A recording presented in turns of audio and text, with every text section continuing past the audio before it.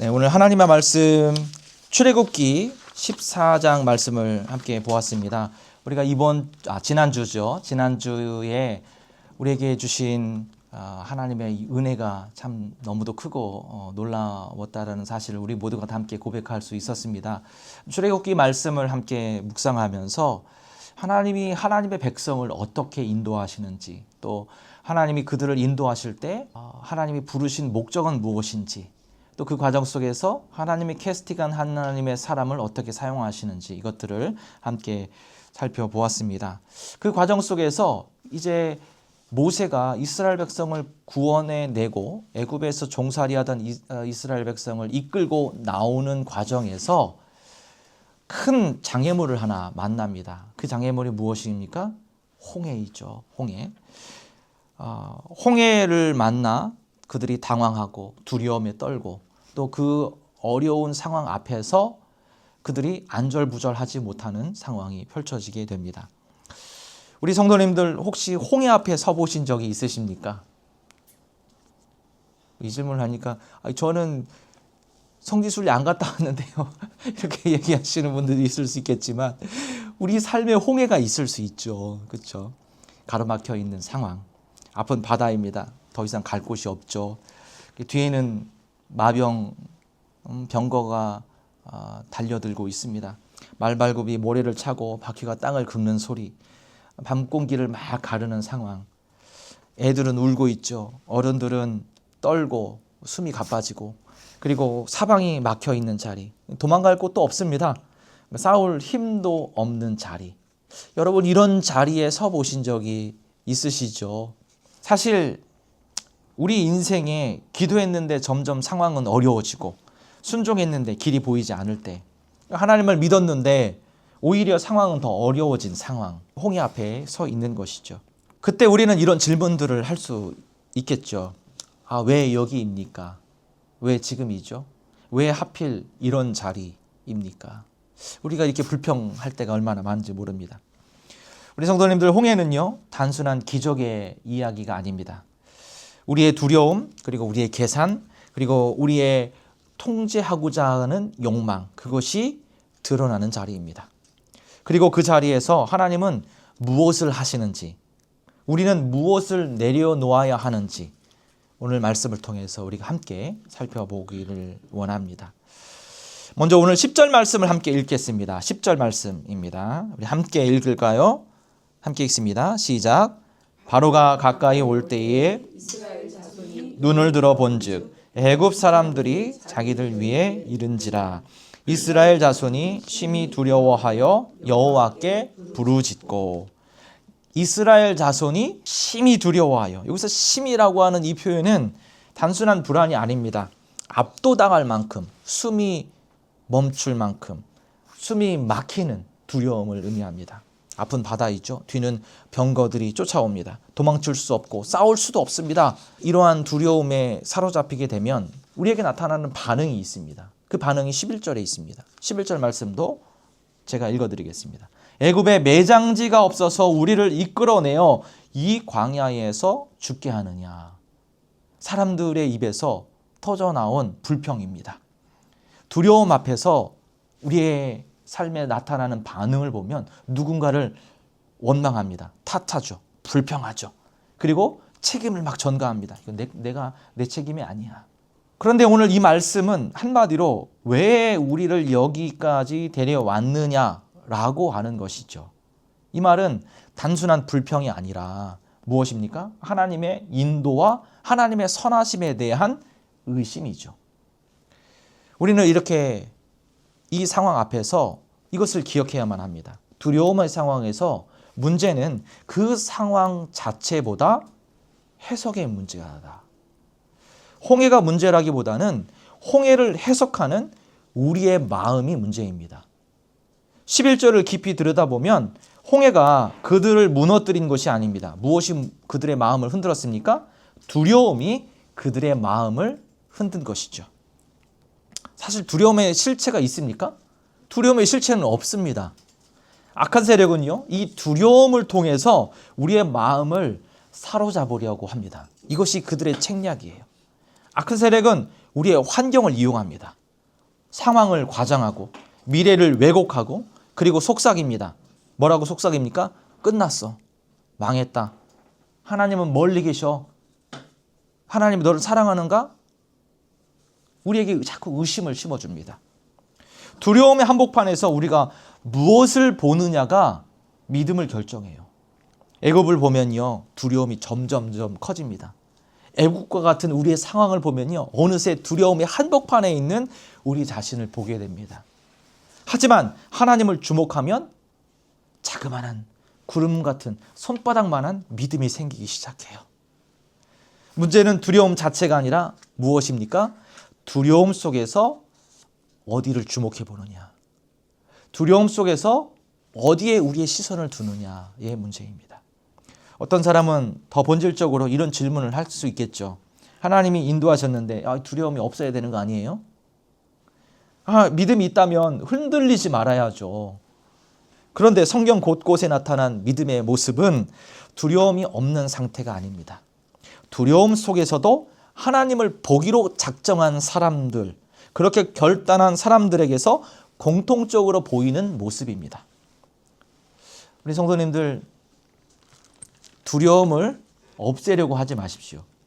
없애려고 노력하면 노력할수록 어쩌면 그 두려움이 우리의 마음을 더욱더 사로잡을지 모릅니다. 두려움은요, 우리가 어떻게 할 수 없어요. 어떻게 하면 됩니까? 오직 하나님을 주목해 바라보는 겁니다. 하나님이 멀리 계시지 않잖아요. 어디 있다고 했습니까? 우리의 마음속에 이미 우리 안에 계신 분이세요. 그리스도 안에 있는 우리는 누구입니까? 하나님의 자녀이죠. 하나님의 자녀이기 때문에 우리의 삶을 꼭 붙들고 계시다라고 하는 그 약속 안에 있는 것입니다.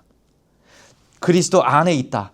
우리는 하나님의 자녀라는 사실이 그 두려움의 한복판에서 참된 평안과 기쁨을 허락해 주십니다. 두려움의 한복판에서 하나님의 자녀임을 기억하십시오. 나와 함께하고 계신 하나님을 주목하기를 소망합니다. 그 순간 상황은 그대로일지라도 해석이 달라지기 시작합니다.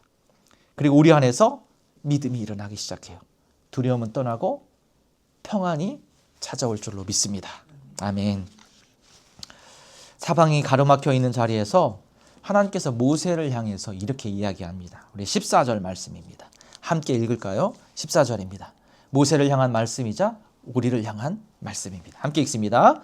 여호와께서 너희를 위하여 싸우시리니 너희는 여호와께서 너희를 위하여 싸울지니 너희는 가만히 있을지니라. 우리에게 주신 하나님의 말씀입니다. 너희는 가만히 있을지니라. 이 말씀은 전쟁의 한복판에서 들려온 하나님의 말씀이에요. 전쟁터에서 칼을 내려놓으라고 하는 말처럼 들리죠. 그렇지 않습니까? 방패를 들지 말라라고 그렇게 말하는 것 같아요. 아무것도 하지 말라라고 하는 말처럼 들립니다. 그런데 이것은 포기의 명령이 아닙니다. 체념의 명령도 아닙니다. 가만히 있으라라고 하는 이 말은 내가 하나님이다. I am who I am. 하나님의 자기 선언과도 같은 말씀입니다. 시편 46편 10절은 이렇게 이야기를 합니다. 너희는 가만히 있어 내가 하나님됨을 알지어다.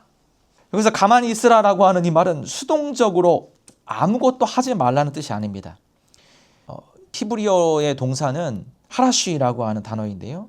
원망하지 말라라는 의미입니다. 그러니까 하나는 너희들이 지금 불평하지 말고 그 입 다물고 하나님이 지금 하고 있는, 내가 지금 하고 있는 이 모습을 보아라 라고 하는 말씀이에요.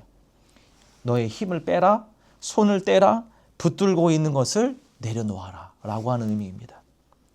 그러니까 이것을 다시 해석하면 불평하는 것은 내가 주인이라는 의미잖아요. 네가 붙들고 있는 너의 통제권을 내려놓아라. 너의 입의 통제권도 내려놓아라. 네가 해결하려고 하는 주도권을 내려놓아라. 내가 하나님 역할을 하지 말라라고 하는 말씀입니다. 왜 그럴까요? 오늘 나와 함께 하시는 하나님이 우리의 하나님 되시기 때문이죠. 홍해 앞에서 하나님이 가만히 있으라라고 하신 것은 이스라엘을 무력하게 하기 위함이 아닙니다. 하나님 자신이 하나님 됨을 드러내기 위함이었어요. 우리는 움켜줘야 안심을 하죠. 무엇인가 해야 신앙이 있는 것처럼 그렇게 생각을 합니다. 가만히 있으면 뒤처지는 것 같고 손해볼 것 같고 패배를 보는 것 같습니다. 그러나 복음은 다릅니다. 구원은 내가 싸워서 얻는 것이 아니죠. 구원은 누가 싸우는 것입니까?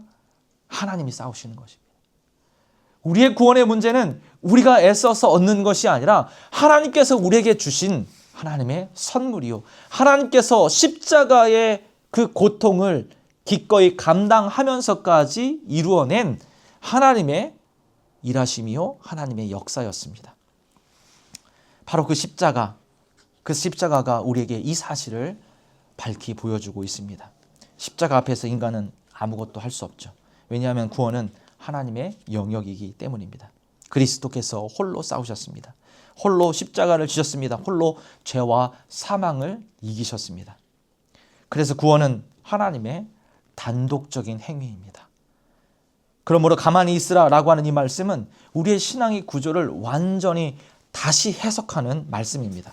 내가 해결자가 아니라는 인정, 내가 구원자가 아니라는 고백, 내가 하나님이 아니라고 하는 겸손의 표현입니다. 여기서부터 그리스도인의 진정한 믿음이 시작되는 것입니다. 가만히 있으면 패배가 아님을 기억하십시오. 가만히 있으면 하나님을 하나님으로 인정하는 우리의 믿음의 행위임을 기억하시는 저와 여러분 되기를 소망합니다. 그러면 야, 가만히 있어? 아무것도 하지 말라는 거야? 이렇게 생각할 수 있지 않습니까? 가만히 있는데 무엇을 하는 겁니까? 가만히 우리는 기도하는 거예요. 기도. 맞아요. 기도하는 거예요. 가만히 있는 것은 어쩌면 패배감에서 아무것도 하지 않는 우리의 상태를 바라보며 무기력감에 빠져 있는 그런 상태가 아닙니다. 기도할 수 있죠. 하나님의 방법은요, 기도하지 않고 되는 것은 아무것도 없습니다. 믿음은 결단으로 만들어지지 않죠. 기도 속에서 그것이 더욱더 생겨나고 자라나게 돼요. 언제 우리의 마음속에 그 믿음이 들어옵니까? 가만 보면 기도할 때 그렇죠. 무릎을 꿇고 하나님의 십자가를 붙들고 하나님 앞에 엎드려 기도할 때 어느 순간 하나님께서 우리 마음속에 무엇을 부어주시는 겁니까? 믿음을 부어주시는 거예요. 하나님, 저의 힘으로 세종 우리가 교회에 저 혼자 힘으로 이걸 어떻게 합니까? 적은 사람들로 하나님의 교회를 어떻게 이끌고 나갈까요? 우리의 모습을 보는 그런 생각과 마음이 들죠. 그래서 어떻게 하는 겁니까? 더 기도하는 거예요. 하나님 앞에 더 무릎을 꿇고 십자가를 붙들고 우리가 부족하기에 그리스도의 능력을 구하는 것이죠. 믿음이 들어오기까지 우리 성도님들 조급히 움직이지 않길 바랍니다. 내 감정으로 움직이지 마십시오. 두려움으로 결정하지 않기를 바랍니다. 대신 가만히 있어서 기도하십시오. 기도하다 보면 어느 순간 우리의 마음을 하나님께서 바꾸어 주십니다. 상황은 그대로인데 해석이 달라지기 시작하는 거예요. 바로 그런 때, 바로 이때 하나님께서 이렇게 말씀하십니다. 15절입니다. 15절 말씀 함께 읽습니다. 여호와께서 모세에게 이르시되 너는 어찌하여 내게 부르짖느냐? 이스라엘 자손에게 명령하여 앞으로 나아가게 하고. 여러분, 이 장면을 다시 한번 떠올려 보십시오. 바다는 아직 갈라지지 않았습니다. 마른 땅은 보이지 않죠? 물은 그대로 출렁이고 있습니다. 파도는 여전히 그들의 앞을 가로막고 있습니다. 그리고 그 상황에서 아무것도 변하지 않았는데 하나님이 뭐라고 이야기하십니까? 전진하라, 앞으로 나아가라 라고 말씀하세요. 이 복음의 역설입니다. 우리 이렇게 생각하죠. 하나님, 길을 열어주시면 제가 걸어가겠습니다. 하나님, 길을 열어주세요. 기도하도 우리 이렇게 하지 않습니까? 제가 그 길을 걸어가겠습니다. 확실해지면 하나님 움직이겠습니다. 하나님의 확실한 증거를 보여주시면 제가 움직이겠습니다. 문제가 해결되면 하나님 순종하겠습니다. 우리는 이렇게 이야기를 하죠. 그러나 하나님은 말씀하십니다. 순종하여 하나님 앞에 나아가라. 순종하여 앞으로 나아가라 라고 하나님이 말씀하십니다.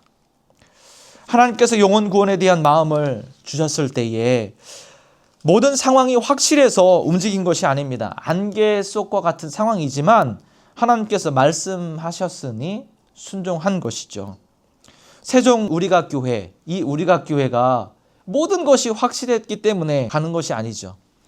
보였기 때문에 가는 것이 아닙니다. 갈 바를 알지 못한 상황에도 불구하고 우리는 앞으로 나아가는 거예요. 하나님이 싸우신다는 사실을 믿기 때문에 앞으로 나가는 것이죠.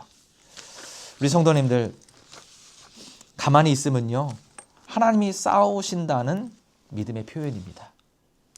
전진은요, 그 믿음에 대한 순종입니다. 우리가 멈춰 서는 것은 하나님의 주권을 인정하는 것입니다. 하지만 전진은 그 주권을 신뢰하는 것이에요. 이 둘이 서로 모순된 것이 아닙니다. 믿음의 두 얼굴이에요. 멈춤 없이 전진하면 교만이 됩니다. 왜요? 내가 하겠다라고 하는 태도이거든요. 전진 없이 멈추면 그것은 변명이 됩니다. 왜입니까? 하나님이 하실 거니까. 나는 아무것도 안 하겠다라고 하는 태도가 되는 것이죠. 홍해는 이 두 가지를 동시에 우리에게 요구합니다. 가만히 있으십시오.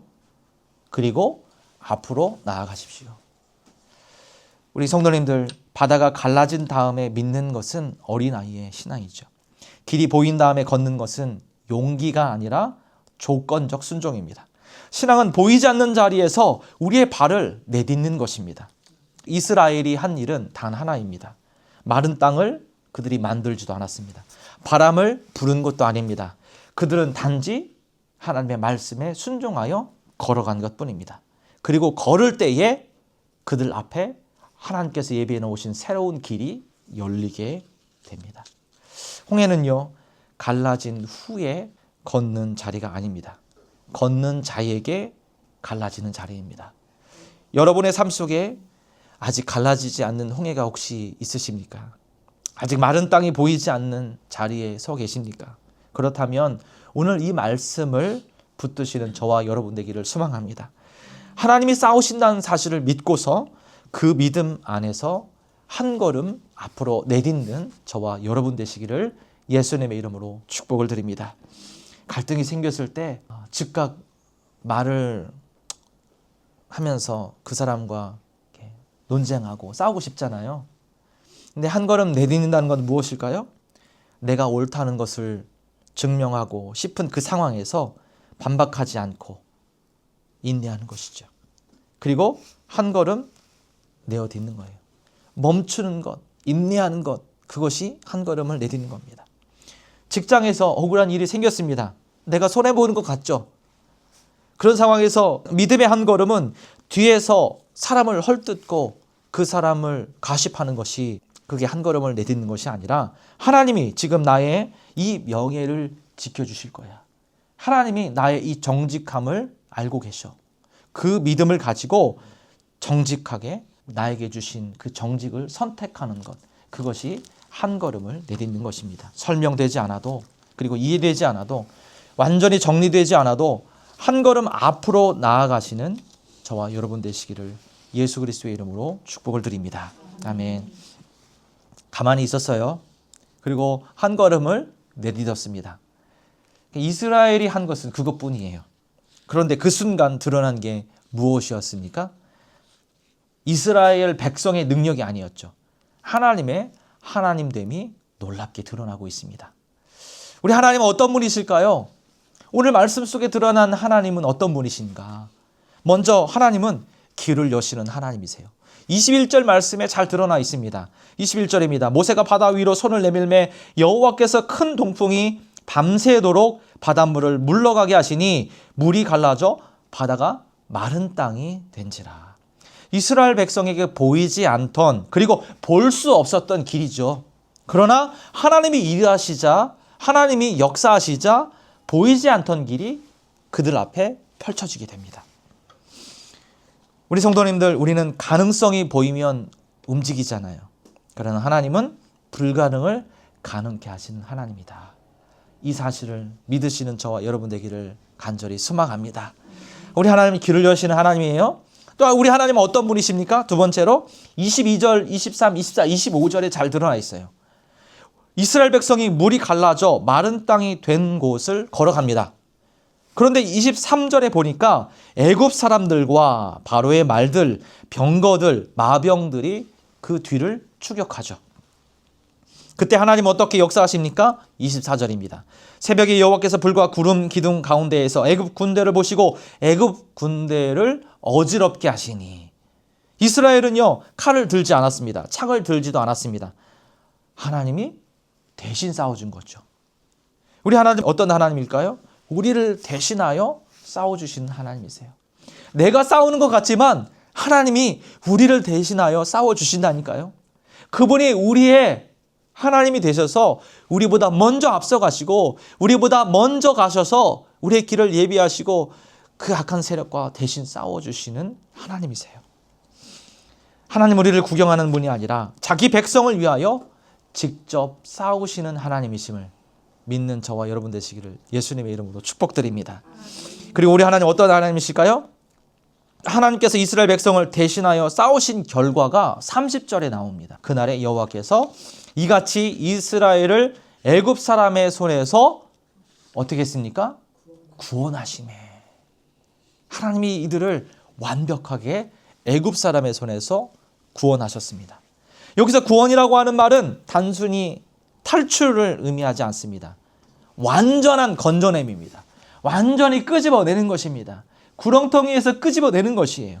결정적인 승리를 의미합니다. 그날 이후 애굽을 다시 보지 않았다라고 말씀하고 있어요.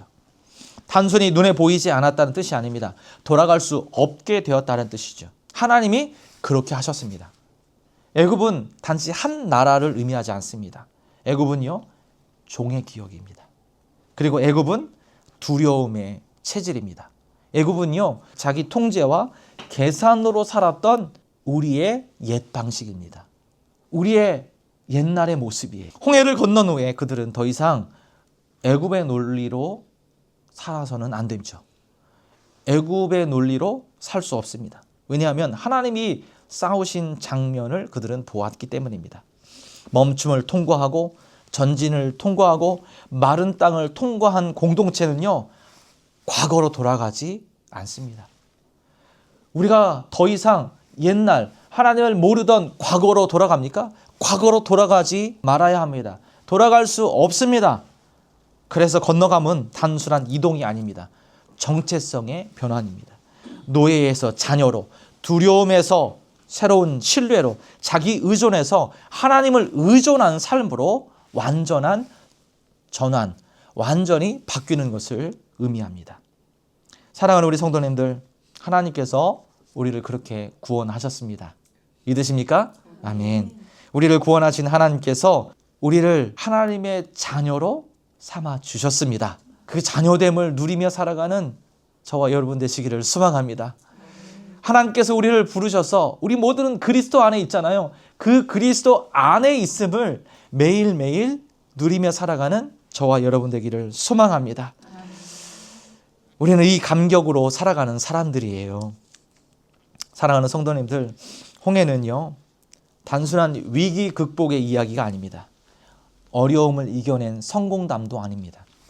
홍해는요 우리의 모든 통제권을 내려놓는 이야기입니다.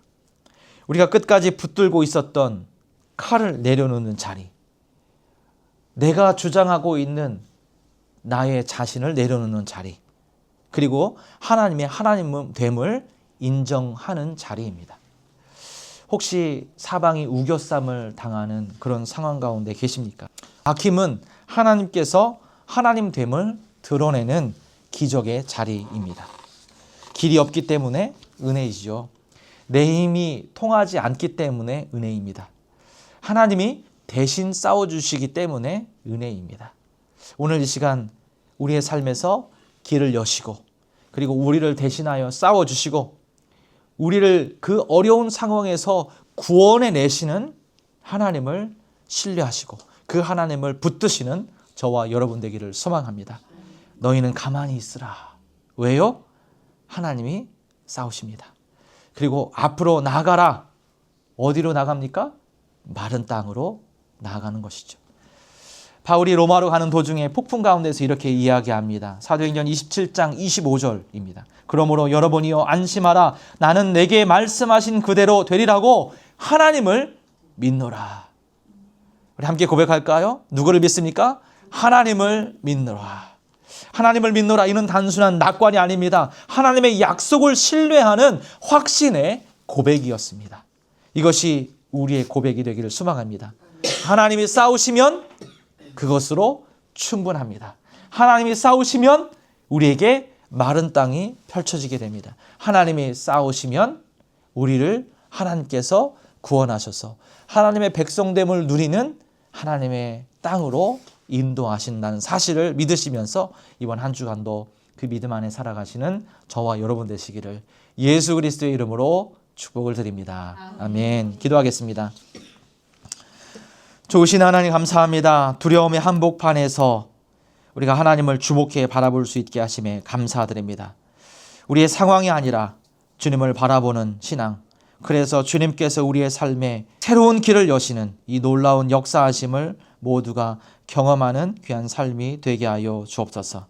너희는 가만히 있으라 하실 때 우리 손에 쥔 우리의 통제권을 내려놓게 하시고 우리 주님의 하나님됨을 인정하는 삶을 살게 하여 주옵소서. 앞으로 나아가라 하실 때 길이 보여서가 아니라 주님을 믿기 때문에 발을 내딛는 우리 모든 심령 되게 하여 주옵소서. 길을 여시는 하나님, 우리를 대신하여 싸우시는 하나님, 구원하시는 하나님을 신뢰합니다.